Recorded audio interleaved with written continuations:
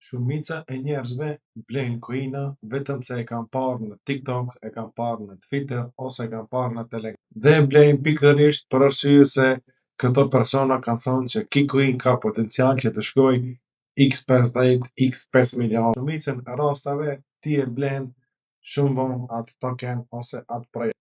Në këtë video do t'vu tregoj une personalisht se cilat janë gjërat më të rëndësishme që i analizoj për një projekt dhe si të shmangni që mos të investoni ose të bëni pre e një projekti scam ose mashtrim. Sendi kryesor ose sendi i parë në radh është që shumica e fillestarëve në kripto e shikojnë çmimin. Për shembull, e gjen një projekt me 0.0005 cent dhe mendojnë që ky projekt nëse një ditë do të shkojë në $1 do të bëhen milioner.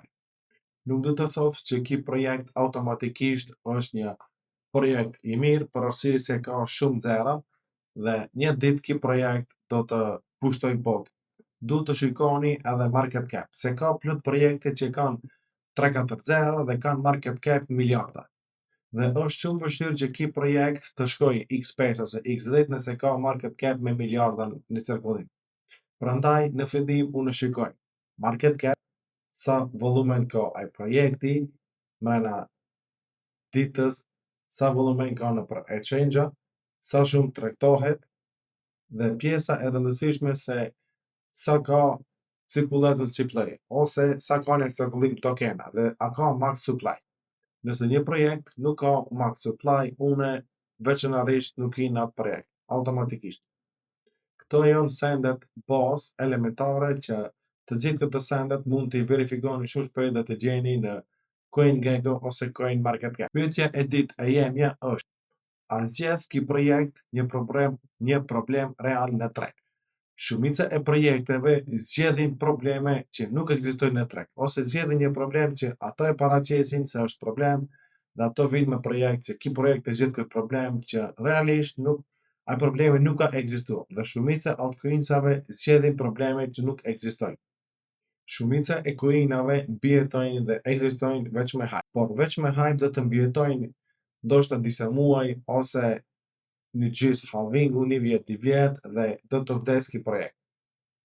Une po ashtu fokusohem në një projekt para se të investoj, a ka një website profesional. Të fluturojmë në hënë ose x100, x500, automatikisht unë dal nga ajo website ose nga ai projekti dhe për mua është red flag. Nuk vazhdoj të xhirmoj kurrë hiç.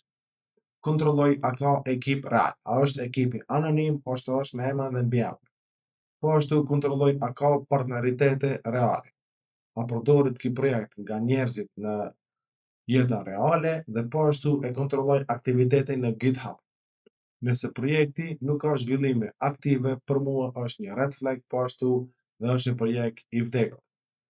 Pika e tretë që ka rëndësi për një projekt, po ashtu që të analizoni para se të investoni, është komuniteti. Një projekt pa komunitet zakonisht vdes. Zakonisht nuk ekziston. Por duhet të dini që ekzistojnë edhe followersa fake. Ekzistojnë që ka mundësi që njerëzit të blejnë edhe followersa fake. Prandaj është mirë që të shikoni çdo post që ata e kanë bërë, a ka engagement real, a ka diskutime reale, organike dhe sendi kryesor developerat a janë aktiv. Këto mund t'i gjeni ose t'i verifikoni shumë shpejt në Twitter ose në Discord. Mund të gjeni a janë developerat aktiv dhe të gjithë këto që i ceka. Është shumë lehtë. Edhe një send që shumë nuk vlerësohet është tokenomics. Duhet kontrolloni shumë mirë dhe shumë më thellë të bëni analizën në tokenomics. Nëse një projekt ka zhbllokim ose supply shumë të madh dhe ka zhbllokime çdo muaj, kjo automatikisht do të thotë që mund të ketë edhe presion shitje. Do të thotë që në muajin e radh këto tokena do të zhbllokohen dhe do të dalin në shitje. Mund të qenë developerat, mund të qenë timi ose ndonjë investitor i hershëm. Prandaj është mirë që të kontrolloni sa përqind kanë investitorët, sa përqind ka timi, kur bëhet unloku i investitorëve, kur bëhet lirimi i tokenave i timit, po ashtu ka kjo rëndësi se kam pa personalisht në disa projekte që çdo javë ka unlock të investitorëve ose unlock të timit dhe çdo javë çmimi i projektit bie. Pse bie? Se timi ose developerat i shesin tokena që i ka. Normalisht ato këtu janë që të fitojnë dhe nuk më intereson projekti. Shumë projekte kanë ndërsuar porosie që timi ose developeri ka bërë shitje masive. Pika e 5 që po ashtu ka rëndësi është narrativa. Në kripto, narrativa është shumë e rëndësi. Në një cikël funksionon narrativa e AI-s, në një cikël funksionon narrativa e gaming, që kena pasur më herët, pastaj funksionon narrativa e meme coinsave ose rrëva tokenave. Në përgjithësi, paraja shkon aty ku është vëmendja e investitorëve. Kjo nuk do të thotë që duhet të blejni çdo narrativ, se shumë narrativa kanë qenë shkurtimisht dhe kanë dështuar. Shembull, narrativi i gamingut, ku ka qenë për një kohë të vogël dhe ka dështuar. Narrativa e nëse mbani mend e maca vizatimor që u kanë shitur me miliona, me mija Ethereum që janë shitur dhe sot nuk kanë asnjë vlerë. Dhe pjesa e fundit, pjesa e 6 që ka rëndësi më shumë është menaxhimi i riskut. Edhe projekti më i mirë mund të dështojë dhe mund të vijë. Prandaj mos investoni me emocione.